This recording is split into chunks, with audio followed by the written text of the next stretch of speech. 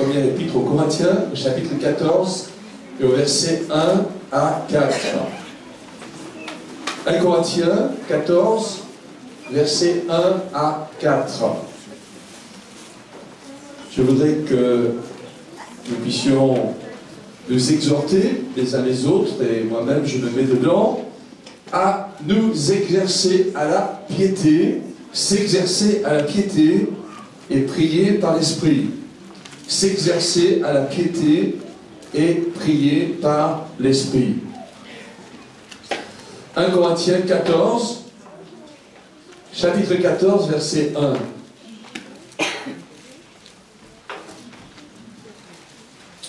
Poursuivez l'amour,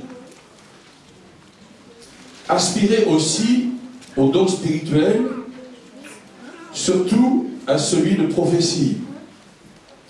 En effet, si quelqu'un, celui qui parle en langue, en effet, celui qui parle en langue ne parle pas aux humains, mais il parle à Dieu. Car personne ne le comprend, et c'est en esprit qu'il dit des mystères. Celui qui prophétise, au contraire, parle aux hommes, il construit, il encourage, il réconforte. Celui qui parle en langue se construit lui-même, celui qui prophétise construit l'Église. Vous voyez sur le PowerPoint que nous allons aller au verset 13. Verset 13, que celui qui parle en langue prie donc, pour qu'il lui soit donné d'interpréter. Car si je prie en langue, mon esprit est en prière, mais mon intelligence demeure stérile. Que faire donc? Je prierai par l'esprit, mais je prierai aussi de façon intelligible. Je chanterai par l'esprit, mais je chanterai aussi de façon intelligible. En effet, si c'est par l'esprit seulement que tu prononces la bénédiction, comment celui qui est assis parmi les simples auditeurs répondra-t-il Amen à ton action de grâce, puisqu'il ne sait pas ce que tu dis? Toi, certes, tu prononces de belles actions de grâce, mais cela n'est pas constructif pour l'autre.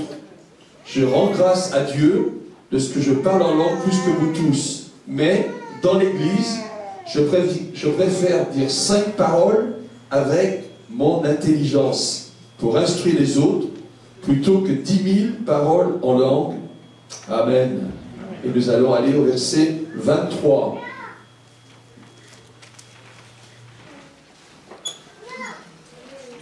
Verset 23. Admettons que l'Église entière se rassemble et que tous parlent en langue. Il survient de simples auditeurs ou des non-croyants. S'il survient de simples auditeurs ou des non-croyants, ne diront-ils pas que vous êtes fous? En revanche, si tous prophétisent et qu'il survienne un non-croyant ou un simple auditeur, il est confondu par tous. Il est jugé par tous, les secrets de son cœur deviennent manifestes.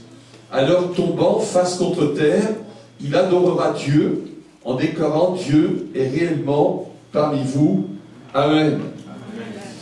Voilà, et j'utilise tout particulièrement un verset que nous n'avons pas lu, mais que vous avez ici, qui est 1 Timothée 4, 8. À la sortie, vous avez toutes ces références qui sont sur le papier indiqué s'exercer à la piété. Et 1 Timothée 4, 8 dit « Exerce-toi à la piété, l'exercice corporel est utile à peu de choses, tandis que la piété est utile à tout. Exerce-toi à la piété, l'exercice corporel est utile à peu de choses, tandis que la piété est utile à tout. » C'est actuellement le temps des vacances, et la semaine dernière, j'avais ma fille, mon gendre qui était là, ils avaient des amis, un autre couple qui était là aussi, ils sont en vacances, et pendant l'année, ça a été un peu dur, donc ils ont décidé que pendant les vacances, ils allaient faire du sport et tout ça, donc, c'est pas très tôt, d'accord, mais après allez, 9h, 10h, 11h, c'est sport. et on ne mange pas avant le sport. Parce qu'il faut dépenser les calories. Je ne suis pas sûr que c'est tout à fait vrai, mais enfin, ils font ça comme ça. Voilà. Et donc, c'est terrible. La jeune femme est partie faire du jogging, elle est revenue, c'est une martiniquaise, mais elle était pâle plus que moi. Ah ouais. Et une autre fois, ils sont allés faire du jogging, là-bas près de chez moi, il y a une montée terrible. On appelle ça la côte de la mort. Et donc, ils sont allés là-bas, et mon genre a expliqué qu'il est monté le côte de la mort en courant. En haut, quand même, il était un peu épuisé et tout. Mais je veux illustrer là le fait s'exercer. Et Paul est en train de parler d'exercice physique, et il dit pas que c'est mal, il dit que l'exercice corporel est utile à peu de choses, mais il dit que, en parallèle, et plus que cela, il faut s'exercer spirituellement. Vous allez dire, mais ça veut dire quoi? Comment je peux faire? Je vais faire des pompes, du jogging, ou je ne sais pas quoi. En tout cas, c'est bien ce que Paul dit. Exerce-toi à la piété. L'exercice corporel est utile à peu de choses, etc. Je fais juste remarquer au passage que Paul ne dit pas que l'exercice corporel est mauvais. Et peut-être que s'il était à notre époque, il dirait quand même, de temps en temps, ça serait bien qu'il fasse un peu de sport, parce que lui, je pense qu'il ne faisait pas de pompe, Paul, vous voyez, ou il ne faisait pas de jogging, mais question marche à pied, wow. Là, c'était des kilomètres, des centaines de kilomètres à pied. Je pense qu'il était assez en forme physiquement. Et donc, je crois que la parole de Dieu nous invite à prendre soin de nous, mais donc vous avez compris ce matin que je veux surtout vous parler de s'exercer à la piété. Exerce-toi à la piété. L'exercice corporel est utile à peu de choses, tandis que la piété est utile à tout. Et donc, j'ai envie de te dire, mon frère, ma soeur, cher ami, qui est là, alors le Seigneur t'appelle à t'exercer à la piété. Et j'aimerais un petit peu développer cela. Je vais beaucoup parler de baptême dans le Saint-Esprit, de parler en langue. Je crains que quelques-uns parmi nous disent, mais je ne comprends rien à ce qu'il raconte. Parce que il a pas, peut-être quelques-uns n'ont pas encore fait cette expérience où on ne leur a pas expliqué de quoi il s'agit. Je dis 2 mots dans ce domaine, mais je voudrais développer un petit peu profondément cette question de s'exercer à la piété, de prier par l'esprit, de prier en langue, etc. Pour ceux qui ne savent pas du tout de quoi je parle, je veux simplement dire que quand quelqu'un est converti, alors la parole de Dieu nous montre qu'il y a une autre expérience que tu as à faire et qui est importante, que le chrétien fasse, c'est le Saint-Esprit qui vient avec sa puissance, qui fait que je vais parler une langue nouvelle, une langue de prière, qui me permet justement de m'exercer à la piété. Et je voudrais donc développer ce point avec le premier point pour vous dire que chacun d'entre nous, nous avons besoin de communion avec Dieu et nous avons besoin de piété. Chacun d'entre nous, nous avons besoin de communion avec Dieu et de piété. Dans le livre du prophète Ésaïe, 25, verset 4, le prophète dit à Dieu, « Tu as été une forteresse pour le faible, une forteresse pour le pauvre dans la détresse, un abri contre l'averse violente, un ombrage contre la chaleur. Tu as été une forteresse pour le faible, une forteresse pour le pauvre dans la détresse. » Je crois que chacun d'entre nous, il y a des fois où nous nous sentons faibles, nous avons eu des problèmes, nous sentons un peu comme ayant besoin de protection. Et voilà que la parole de Dieu nous dit que Dieu, dans sa communion, dans la communion avec lui, alors Dieu est pour moi une forteresse pour le faible, une forteresse pour le pauvre. Il y a des gens qui disent, ah oui, les chrétiens, ils sont toujours un peu faibles. Non, je pense que tous les hommes ont besoin de forteresse. Je pense que tous les hommes ont besoin d'un abri contre l'averse violente. Je ne sais pas comment, quand vous êtes venus, il pleuvait très fort aujourd'hui, mais s'il pleuvait très fort, je suppose que vous avez sorti votre parapluie, etc. Eh bien, le prophète, donc inspiré, Ésaïe, dit que Dieu a été pour lui un abri contre l'averse violente, un ombrage contre la chaleur, un ombrage contre la chaleur. Et il est vrai que quand le soleil tape très fort, eh bien, on aime bien avoir quelque chose qui va faire de l'ombre et tout ça. 26, 9, Ésaïe 26, 9, toujours le prophète Ésaïe dit « Mon âme te désire pendant la nuit, et mon esprit te cherche diligemment. Mon esprit te cherche avec persévérance. Mon esprit te cherche au-dedans de moi. » Et Ésaïe a bien compris qu'il avait besoin de Dieu. Parce que nous, les êtres humains, mes amis, nous sommes faits à l'image de Dieu. Et partout, sur toute la terre où il y a un être humain, alors il y a l'idée d'une divinité, deux divinités, plusieurs, etc. Ça dépend. Mais il y a toujours cette idée de foi et de foi religieuse. Et l'être humain est le seul à avoir ce besoin-là. On dit que les gorilles ou les bonobos sont nos cousins. Eh bien, je voudrais quand même vous dire que nos cousins n'ont jamais de réunion de prière. Ah non! On n'a jamais vu des gorilles en haut de la forêt se réunir. Le seul animal qu'on a vu prier, c'est un lion. Je vais vous expliquer. Ouais, je vais vous expliquer. Un jour, il y a un missionnaire, il est dans le désert et tout ça, il marche comme ça, et voilà un lion devant lui. Et là, il va prier, le missionnaire, il va dire « Seigneur, s'il te plaît, donne à ce lion des sentiments chrétiens. » Vous savez ce qui s'est passé? Le lion, il a mis les pattes comme ça, il a dit « Merci Seigneur pour ce bon repas. » Mais bon, c'est une blague, vous avez compris.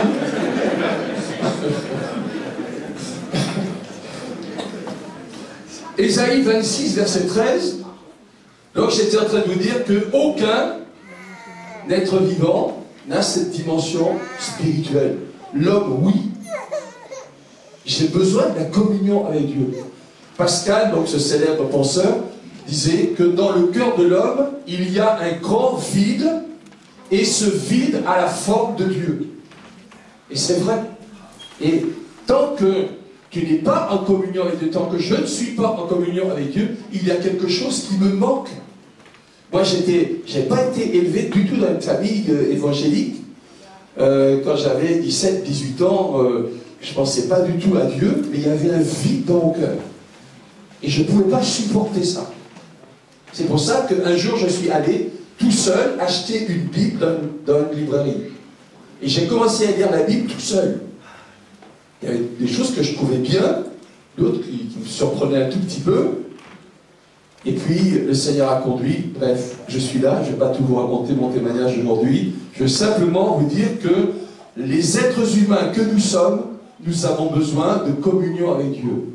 Nous avons besoin de piété, nous avons besoin de nous exercer à la piété. J'aimerais développer cela avec vous. Ésaïe 26, verset 13. Le prophète, toujours, Ésaïe, dit « Éternel, notre Dieu, d'autres maîtres ont dominé sur nous, mais c'est grâce à toi seul que nous invoquons ton nom. » Le problème, c'est que quand Dieu ne domine pas en nous, alors, mes amis, parfois, souvent, il y a d'autres maîtres qui dominent sur nous. Parce que nous sommes ainsi faits que, comment vous dire ça? Je suis dans le monde, il y a deux puissances. La puissance de Dieu et la puissance du diable. Et si je dis je ne crois pas à Dieu, ou même je ne crois même pas au diable, il n'empêche que le diable est là. Et d'ailleurs, le diable, il rigole un tout petit peu. Il dit, lui, il ne croit rien, pas de problème, je vais l'avoir. Parce que la Bible nous dit que quand je veux faire quelque chose, je veux faire quelque chose de bien, c'est dans ma tête, je dis, je vais faire quelque chose de bien. Et qu'est-ce que je vais faire? En fait, je ne vais pas réussir à faire ce que je veux. Parce que le péché est une puissance. Et parce que le diable est derrière la puissance du péché. Donc moi, j'ai une bonne disposition. Je dis, je ne voudrais pas faire ça, et pourtant, je vais le faire. Cette semaine, une jeune fille me parlait du fait de sa situation. Et Elle m'expliquait que, alors qu'elle n'est pas mariée, elle a un copain, ils ont 3 enfants, et voilà qu'elle a été tentée par l'adultère. Et en particulier, elle racontait plusieurs expériences, et en particulier, elle raconte qu'elle trouve un jeune homme qui lui plaisait beaucoup, elle était très amoureuse de lui, adultère à nouveau, etc. Enfin, adultère, il n'était pas marié avec son mari, alors c'est un peu bizarre la situation, en tout cas pas le père de ses enfants. Et puis, le joli cœur a un accident de voiture, et il demande à la jeune femme, mais ça serait bien que tu me donnes de l'argent, 1500 €. Il demande encore. Et puis après il dit, mais mes copains, ils aimeraient bien coucher avec toi. Elle dit quoi? Ouais, elle avait rencontré un joli cœur qui était proxénète. D'autres maîtres ont dominé sur nous. Attention, d'autres maîtres ont dominé sur nous. Mais c'est grâce à toi seul que nous invoquons ton nom. Verset 17-18, comme une femme enceinte sur le point d'accoucher se tord et crie au milieu de ses douleurs, ainsi nous avons été loin de ta face. J'ai besoin de la communion avec Dieu. J'ai besoin de la relation avec Dieu, et sinon j'ai une souffrance. Et Ésaïe va jusqu'à comparer cette souffrance à celle de la femme qui est en train d'accoucher, qui va accoucher. La prière et la piété, c'est comme la respiration de notre âme. La prière et la piété, c'est comme la respiration de notre âme. Et on peut illustrer cela avec les baleines, les dauphins, etc. Ces animaux qui peuvent descendre assez profondément dans la mer, mais ils sont obligés de revenir régulièrement respirer. Sinon, ils mourraient s'ils ne respirer. La piété et la prière, c'est la respiration de l'âme. Luther, le célèbre réformateur, disait « Aujourd'hui, j'ai tellement de travail ». Alors peut-être que si tu commençais une phrase comme ça, un matin, peut-être même moi aussi d'ailleurs, j'ai tellement de travail, j'ai pas le temps de prier aujourd'hui. Certains diraient ça comme ça. Et lui, il disait l'inverse. Il disait, j'ai tellement de travail qu'il faut au moins que je passe 3 heures dans la prière pour que ça se passe bien. Et parce que Luther avait compris que nous avons besoin de communion avec Dieu, nous avons besoin d'être conduits par Dieu, nous avons besoin d'être dirigés par Dieu. J'ai tellement à faire, disait ce célèbre réformateur, j'ai tellement à faire aujourd'hui que je ne peux m'en sortir que si je commence avec 3 heures de prière. Peggy nous a mis un certain nombre d'images de ces cétacés, comme on les appelle, qui illustrent ce que je suis en train de vous dire. La prière, c'est comme la respiration de l'âme. Mon deuxième point, et je voudrais en quelque sorte zoomer, regarder plus précisément sur le parler en langue, donc, et j'ai mis le parler en langue. Le parler en langue, c'est dépasser les limites de notre intellect. Le parler en langue, c'est dépasser les limites de notre intellect. Je le disais tout à l'heure, je me doute que certains parmi nous n'ont jamais fait cette expérience. Ils disent, mais voilà, je viens à l'église, j'entends quelqu'un parler en langue, ça me surprend, ça m'attire peut-être, mais moi, j'ai pas fait cette expérience. Et c'est vrai que c'est quelque chose d'un peu surprenant. Parler en langue, chaque fois que tu as parlé, tu savais ce que tu allais dire. Parler en langue, c'est humiliant. Tu sens une puissance qui vient sur toi, tu dis des mots, tu ne comprends pas ce que tu dis. Waouh! Tu dis, mais je ne peux pas faire ça. Mais je pense que la Bible nous montre que les premiers chrétiens, pour les premiers chrétiens, cette dimension du parler en langue avait une place importante pour eux. Amen? Paul va jusqu'à dire, je parle en langue plus que vous tous. Et il dit cela aux Corinthiens. Les Corinthiens, c'était des Grecs. Les Grecs, c'était des gens qui avaient des religions, Il y a une dimension, entre guillemets, mystique, même si c'était plus ou moins diabolique aussi, dans leur religion. Donc ils savaient ce que c'était que l'extase, la transe, tout ce que vous voulez. Et je suppose que quand ils sont venus dans l'église, quand on leur a imposé les mains, qu'ils ont commencé à parler, ils ont dit c'est formidable, c'est merveilleux, c'est mieux que dans la religion de Dionysos, c'est mieux que dans la religion d'Apollon, que sais-je, je sais pas. Ils ont dit c'est formidable. Et ils s'éclataient dans l'église. C'est-à-dire qu'ils arrivaient, plutôt qu'il y ait des chants et des prédications, parle en langue, une demi-heure, 3/4 d'heure, et tout ça. Et Paul dit, arrêtez vos histoires. C'est pas comme ça que ça marche. Donc je dis ça simplement pour dire que c'était des champions du parler en langue. Mais de la mauvaise manière. Et Paul leur dit, moi je parle en langue plus que vous tous, mais je ne fais pas comme vous. Parce que quand je viens dans l'église, alors j'ai parlé en langue avant beaucoup chez moi, plus que vous. Mais quand je viens dans l'église, je dis 5 paroles avec mon intelligence. Mais comme je me suis préparé, alors comme je me suis édifié, ma parole touche et la parole compréhensible. Et Paul va alors expliquer cela, que le parler en langue, c'est dépasser les limites de notre intellect. Prier par l'esprit, c'est prier en langue, comme en 1 Corinthiens 14, verset 14. Paul dit quoi? En effet, si c'est... Non, pardon. Car si je prie en langue, mon esprit est en prière, mais mon intelligence demeure stérile. Paul est en train de nous dire que nous, les êtres humains, comme je l'ai expliqué tout à l'heure, nous avons un esprit, nous avons un corps, nous avons une intelligence, mais nous avons un esprit, c'est-à-dire une capacité d'entrer en communication avec le monde spirituel. Ça s'appelle notre esprit. Et le Saint-Esprit, grand E, peut travailler dans notre esprit, petit e. C'est ce qui se passe quand quelqu'un se convertit, et à plus forte raison quand quelqu'un est baptisé dans le Saint-Esprit. Prier par l'Esprit, c'est prier en langue.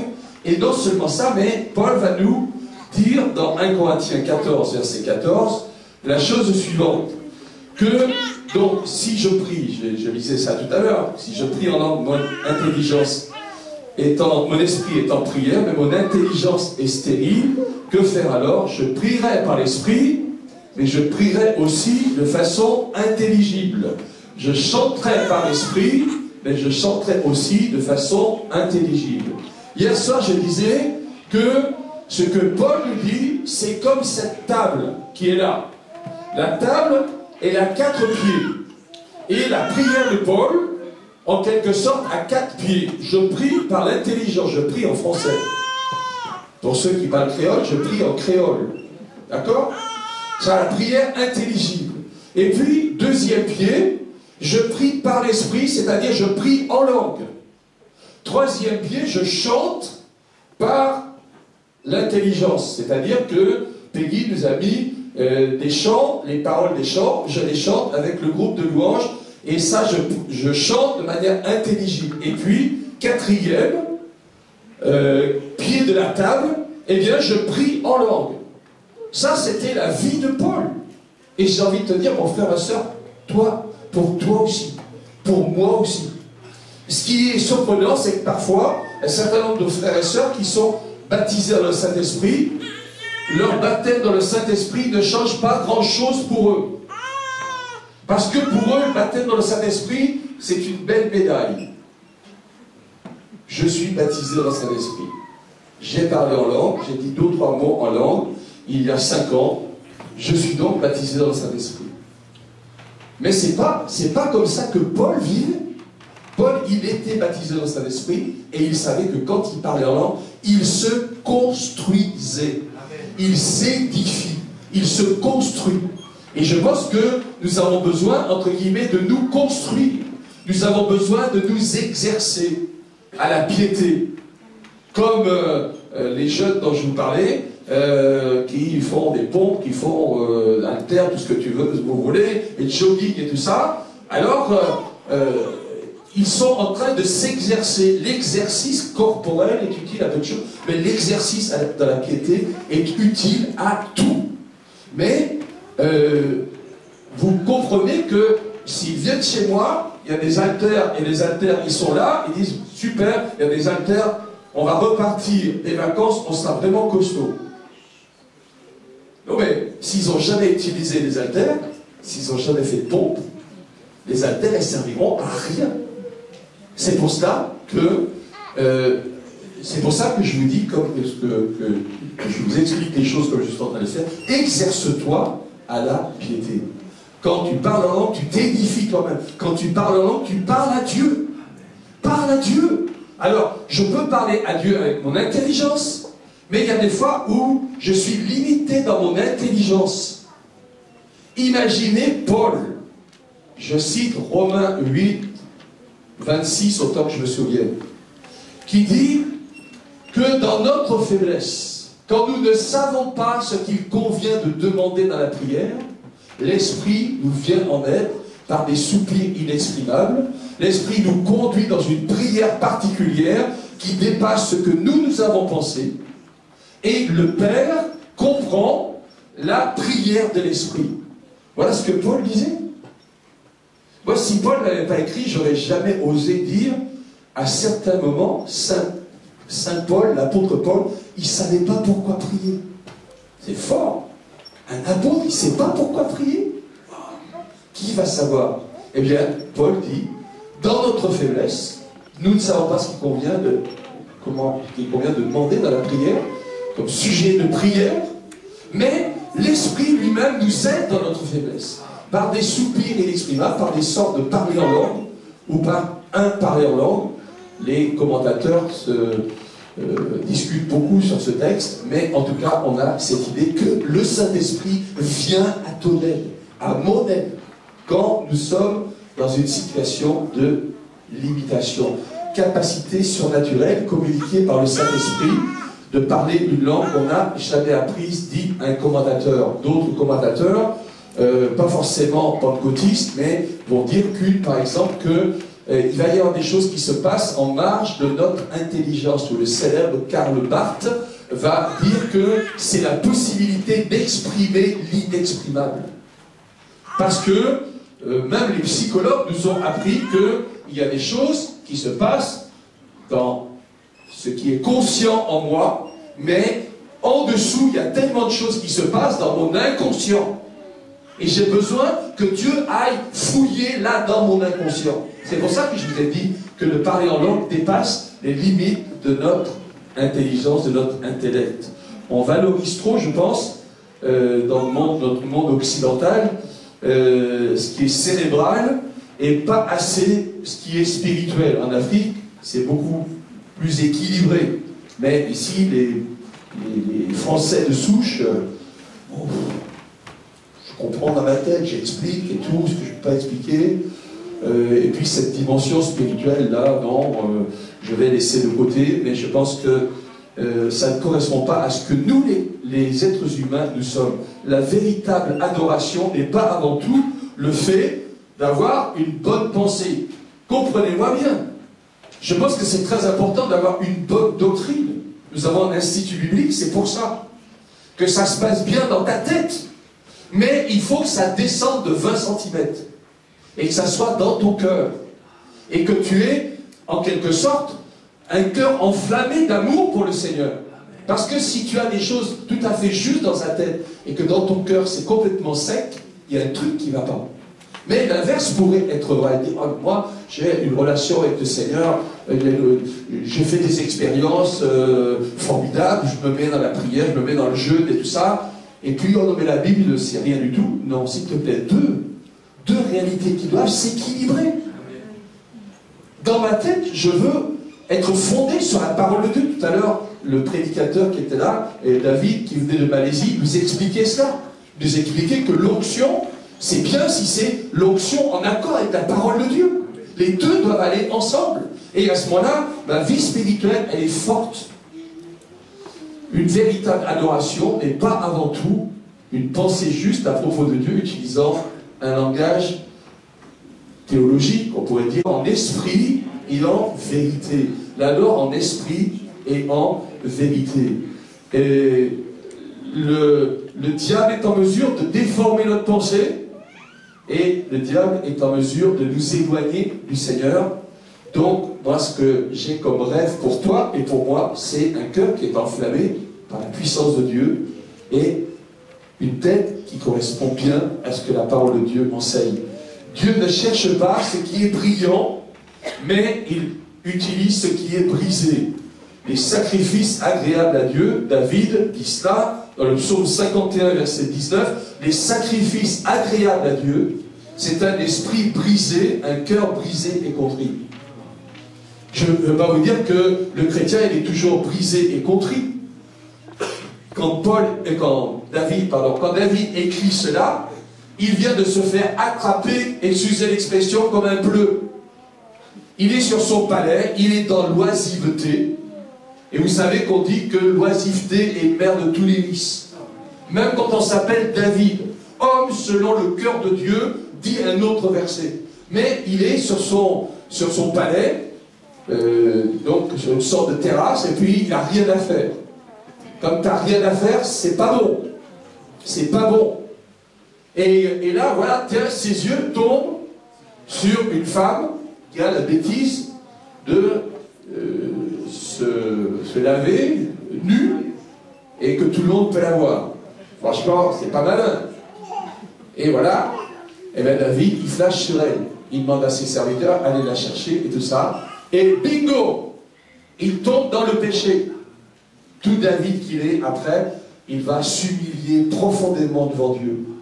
La jeune femme dont je vous parlais, que je rencontrais cette semaine, elle dit, mais j'ai honte de ce que j'ai fait, je demande pardon à Dieu et tout ça. Et à ce moment-là, le cœur brisé et contrit, eh bien c'est quand même une manière de revenir vers le Seigneur. Le Seigneur ne cherche pas, comme David, tout à l'heure le prédicateur Malais le disait, il ne cherche pas des super instruments.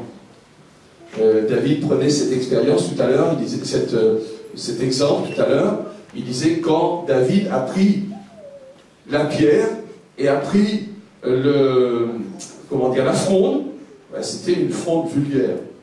C'était une vraie fronde, c'était pas une fronde superbe, disait-il qui venait de Malaisie. Alors c'était une fronde, et c'était une pierre. Comme toi, tu es un être humain, je suis un être humain, mais Dieu veut utiliser la pierre. Et la pierre vulgaire, elle a quand même percé le crâne de Goliath. Amen. C'est pour ça, mon frère et ma soeur, exerce-toi à la piété. Tu es peut-être, et moi aussi, une pierre vulgaire, une simple pierre, mais Dieu veut utiliser cette pierre-là. Amen. Mais encore faut-il que tu sois et je sois vraiment en bonne communion avec le Seigneur. Une expérience qui illustre un petit peu le parler en langue. Un livre entier a été écrit avec des exemples de parler en langue qui ont été compris, comme à la Pentecôte. Mais je vous donne juste un exemple qui est raconté par quelqu'un qui a été prof d'institut biblique en Angleterre. Il s'appelle David Petz. Et il raconte qu'en 1997, il était en déplacement avec ses étudiants, donc en Angleterre, et ils sont invités donc dans une église. Il y a une petite cinquantaine d'étudiants qui l'accompagnent dans une réunion à Manchester, en Angleterre. Et ils prêchent, et puis voilà que pendant le culte, il y a une Irlandaise qui donne un parler en langue, comme ça a été le cas tout à l'heure. Et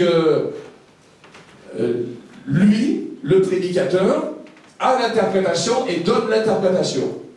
À la fin du culte, un de ses étudiants se précipite vers lui et lui dit « Pasteur, c'est formidable, c'est formidable, c'est formidable. » Il dit « Quoi ?» Et il dit « L'Irlandaise, elle vient de parler dans ma langue. » Parce que lui, c'était un Africain qui venait de la région de Ouagadougou, et donc de la langue de Mossi, et de la langue des Mossi, le Moré, la langue des Mossi, je connais bien parce que j'étais missionnaire avant. Donc, le jeune, il était enthousiasmé, il dit, mais les Hollandaises, elles viennent parler ma langue et tout ça, et évidemment, l'Irlandaise, elle n'avait jamais entendu parler même de l'existence de cette langue, le moré. Et lui, Betts, alors, il donne l'interprétation, et il dit à l'étudiant, et l'interprétation que moi j'ai donnée, il dit, c'était ok. Dieu fait des miracles. Amen. Il peut permettre à une Irlandaise de parler en moré. Ou il peut parler à quelqu'un au fond de la brousse, de parler en français. Je dis ça parce que moi j'avais un de mes copains étudiant à la fac de théologie qui avait été vraiment touché parce qu'il était parti, je ne sais plus où c'était, au Cameroun ou quelque chose comme ça. Il accompagnait son père, mais il était jeune et bon, il ne marchait pas vraiment avec le Seigneur. Et là, au fin fond de la brousse, quelqu'un qui n'avait jamais entendu parler français, elle a donné un parler en langue en français, et là, ça l'avait vraiment touché. Gloire à Dieu pour cela. Gloire à Dieu. Donc Dieu veut faire des miracles et je suis en train de vous encourager à chercher à être baptisé dans le Saint-Esprit. Et si tu es baptisé dans le Saint-Esprit, oublie que c'est une décoration. Mais c'est pour que tu sois édifié. J'avance dans mon message parce que je ne vais pas vous retenir plus longtemps. Le parler en langue est le signe du baptême dans le Saint-Esprit. Le parler en langue est le signe du baptême dans le Saint-Esprit. Il y a des gens, quand on leur parle de parler en langue, ils disent « Moi, je ne veux pas ça ». Je me souviens, on m'avait invité pour une étude un peu approfondie dans une église de gens dans l'église. C'était une église méthodiste, je crois que c'était méthodiste, dans l'est de la France. Et il y avait des gens qui étaient pour le baptême dans le Saint-Esprit et d'autres qui étaient contre le baptême dans le Saint-Esprit. Alors le pasteur a dit, écoutez, on va demander à 2 théologiens de venir. Donc ils m'ont demandé à moi, ils m'ont demandé à un autre qui était contre, et à moi qui était pour.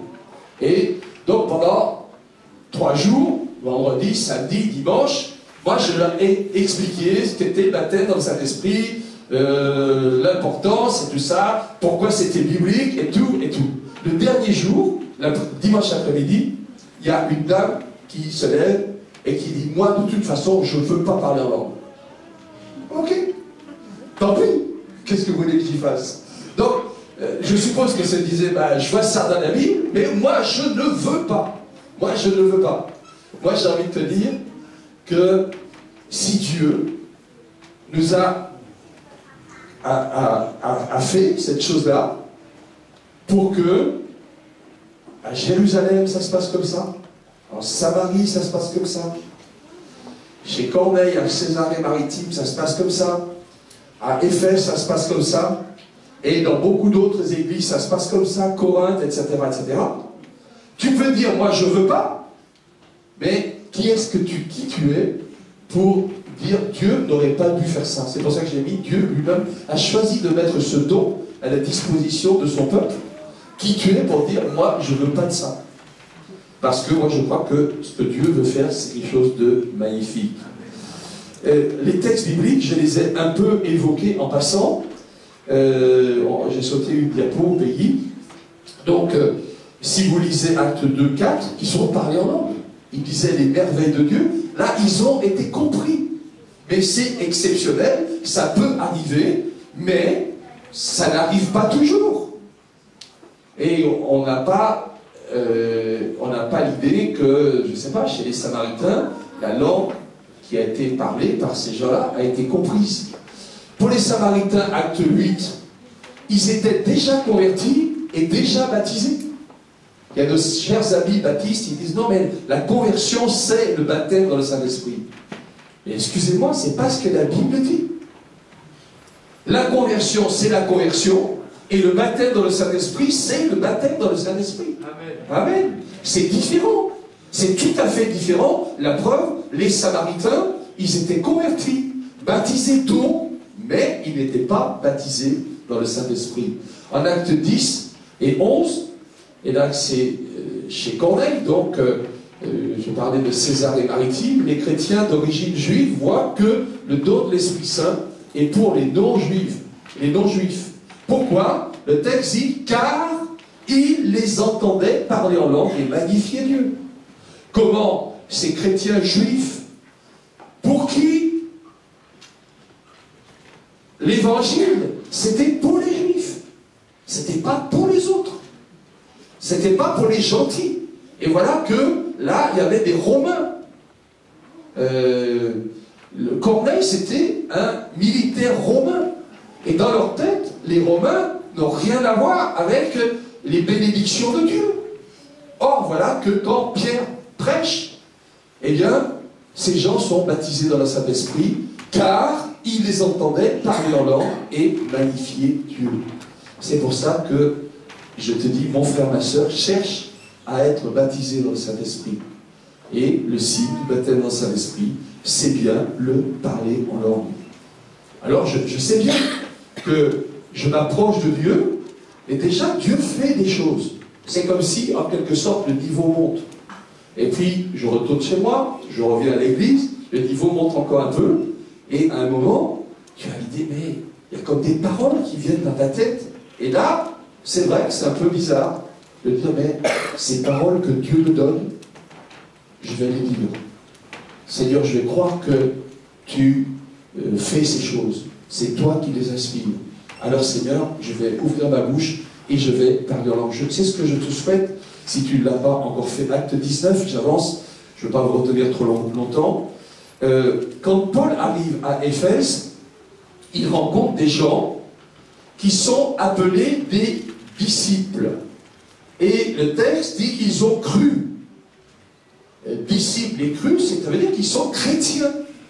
Tu peux être chrétien et ne pas être baptisé dans le Saint-Esprit. Et Paul, quand il arrive au milieu d'eux, il dit, mais chez eux, là, il y a un truc bizarre. Je sens pas qu'ils sont vraiment engagés avec Dieu, enthousiastes et tout ça. Et ça fait souvent cette impression.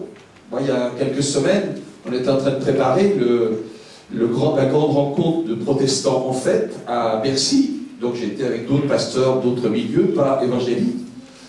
T'as un moment de prière avec eux, mais tu te dis, mais wow, c'est...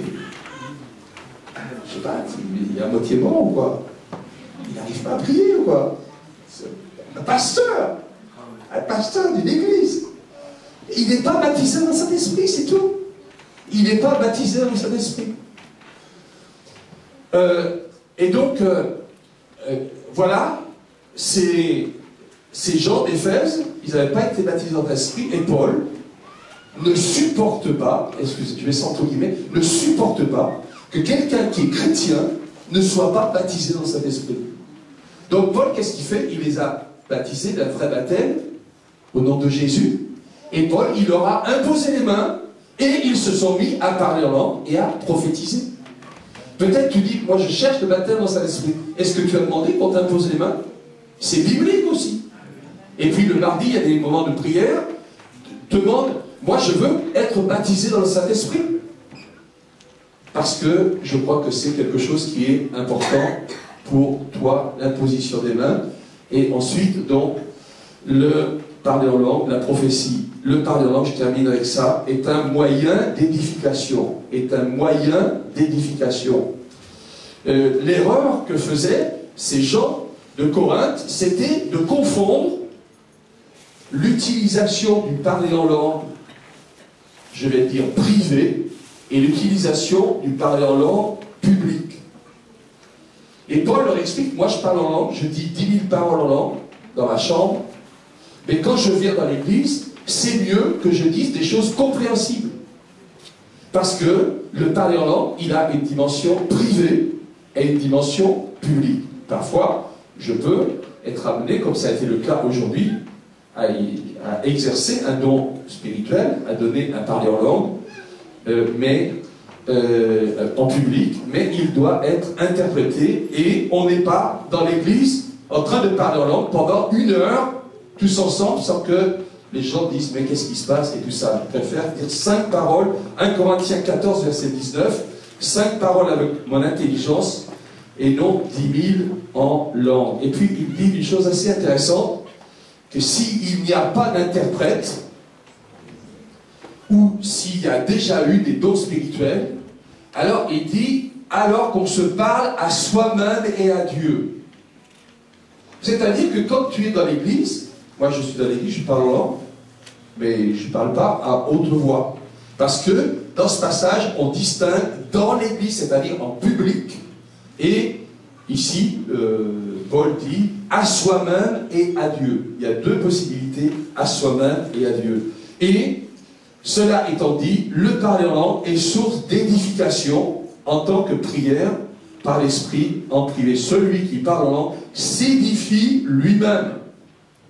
Celui qui parle en langue parle à Dieu. Moi, le jour où j'étais étudiant, j'étais déjà converti depuis longtemps,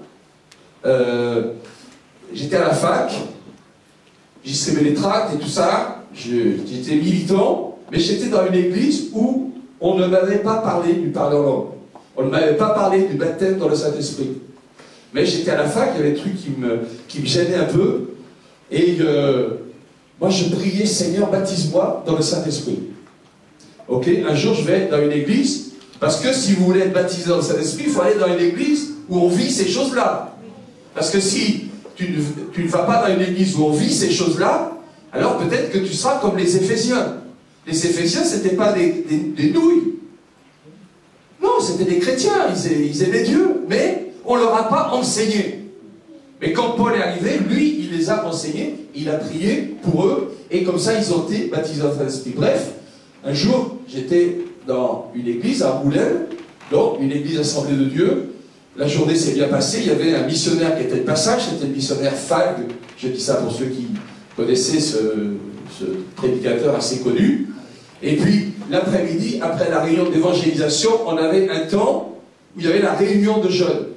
Et là, le pasteur, il a dit, mais ça serait bien qu'on prie pour le baptême dans le Saint-Esprit des jeunes. Donc, le missionnaire Fag et le pasteur sont allés, ils ont prié pour moi, j'ai senti une puissance. J'étais un peu bizarre ce jour-là, mais je n'ai pas parlé en langue.